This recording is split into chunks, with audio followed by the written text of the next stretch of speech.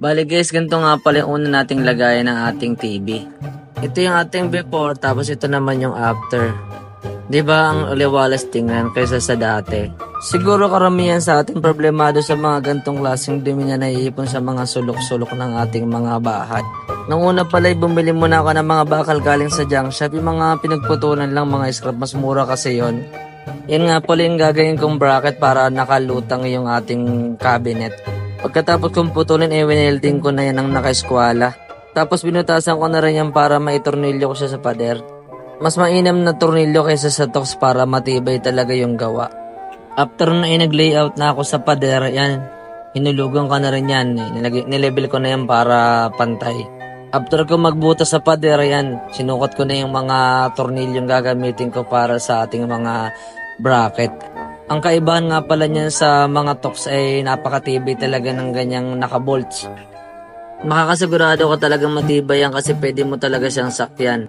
Gusto ko sanang gawin na sa babayan ng buo tsaka ko itataas, kaso ang problema ko wala akong katulong. Medyo mahirap talagang gamo pag wala kang katuwang sa paggagawa. Ayan, pag minamalas ka nga naman, maganda talagang bumili ng mga gamit kung pang matagalan yung original ang bibilin mo. Naka 2 years din sa akin tong circular saw na ito. Tapos ayan, dumating na nga pala yung order ko sa Orange app. Ayan. Pinubuksan ko na kasi excited talaga akong gamitin yung bago kong circular saw. Ganyan din ulit yung binili ko. Hindi rin original pero pwede na yan. Bago nga yun, gumawa muna ako ng lamesa para sa circular saw. Para maging maganda yung ating pagtatabas. Yan. Precise na precise yung pag ganitong meron tayong circular saw. Pagkatapos kong makabit yung mga kahoy ay nagbutas na ako dyan para maidikit ko naman sa pader yan. Bukod nga sa bracket sa ilalim ay nakatornilyo pa yan sa pader sa loob. Ngayon naman kahit na malakas ang ulan, nakakapagawa pa rin tayo sa bahay kasi may bubong naman tong parking namin. Pag gumagawa nga pala ako ng cabinet, bukod sa tornilyo ay dinidikatan ko na rin ng wood glue tong aking cabinet. Para pag tumagal, matibay pa rin siya, hindi siya basta-basta matatanggal. Nilagyan ko na nga rin pala ng hukay itong plywood tapos ginamitan ko siya ng router. Diyan ko ilalagay yung aluminum na pagkakabitan ng LED lights para maganda siyang tingnan. Ganito install yung mga aluminum. Nilalagay siya ng glue tapos saka siya ito tornilyo. Pagkatapos kong gawin yung pangalawang cabinet ay magbubutas naman ako dito sa pader para nakapix naman yung cabinet na nakatayo. Sa part na yan, pwede tayong mag-tox dyan kasi nakapatong naman yan doon sa naka-horizontal na cabinet, matibay na rin yun. Ayan, install ko na yung bagong cabinet. Ayan, nakatayo naman na yan, isa na yan. After nun ay maglalagay na rin tayo ng mga tox sa gitna. Ipaglalagay ng ating backdrop. Yan naman yung mga kahoy na ginamit natin para medyo nakalutang yung backdrop. Para pwede tayong maglagay ng ilaw doon sa likod ng backdrop. Yan, tapos na tayo maglagay ng mga kahoy. Kakabit na natin yung backdrop. Ayan, bare lang yung backdrop natin na 3/4 na plywood. Pero didikitan natin yan ng formica. Medyo ingat lang kayo sa pagkakabit ng formica kasi medyo babasagin yan. Pero ang ganda ng kalalabasan ng pag nilagay niya ng formica. Ngayon ay magpa-first coat na ako ng epoxy primer. Ginagamit natin to para magkaroon ng protection ng ating kahoy.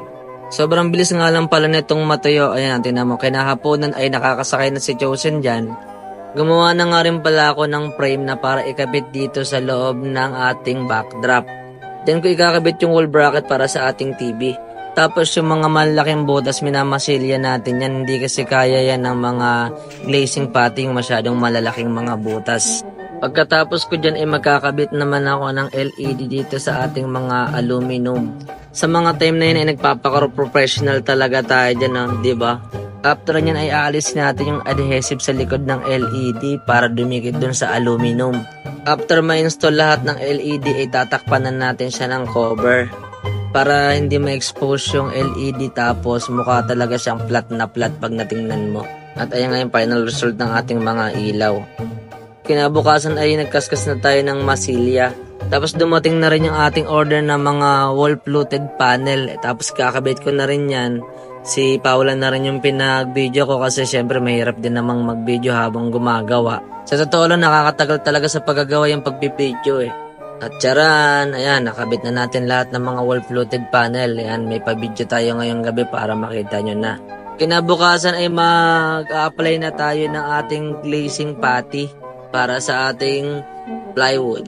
Para sa mga kagaya kong bagawan sa pagpipintura, napakadaling i-apply nito kasi malambot lang siyang kaskasin. Hindi kamukha ng ibang klaseng masilya.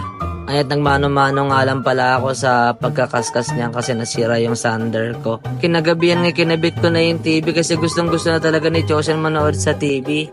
Yung nakaraan ay nakatapos ko ng kaskasin yung mga plywood, kaya ngayon ay magpipintura na ako ng flat wall. Kailangan natin mag flat wall kasi parang ito yung magiging katawan ng ating finish na pintura. Mga 2 to 3 hours ay matutuyo na agad yung flat wall. Sa mga gantong klaseng paggagawa ng mga project ay patyagaan lang talaga. Hindi talaga ito nakakuha sa pabilisan. At ayan na nga, tapos na tayong mag-flat wall. Ayan, nanonood na naman sila ng TV. Bago tayo magpintura ng ating finish paint ay kailangan nating magkaskas ulit.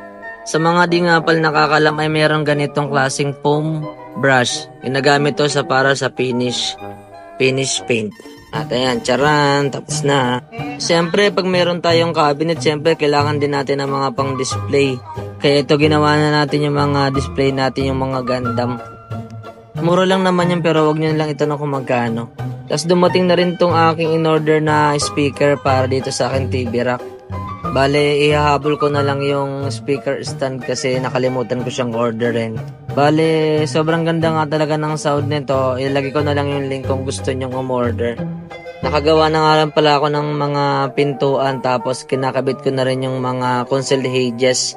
May iba't ibang klase nga pala ng concealed hedges, yung 1, tapos 2, tsaka 3. Bale, iba-iba yung pinagagamitan nun. May mga overlap, may mga sakto lang, tapos meron din namang pwede na yung lalagpas pa, ganyan. Iba-iba siya.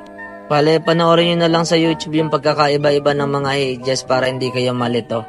At ayan, sa wakas natapos ko na rin yung aking project dito sa bahay.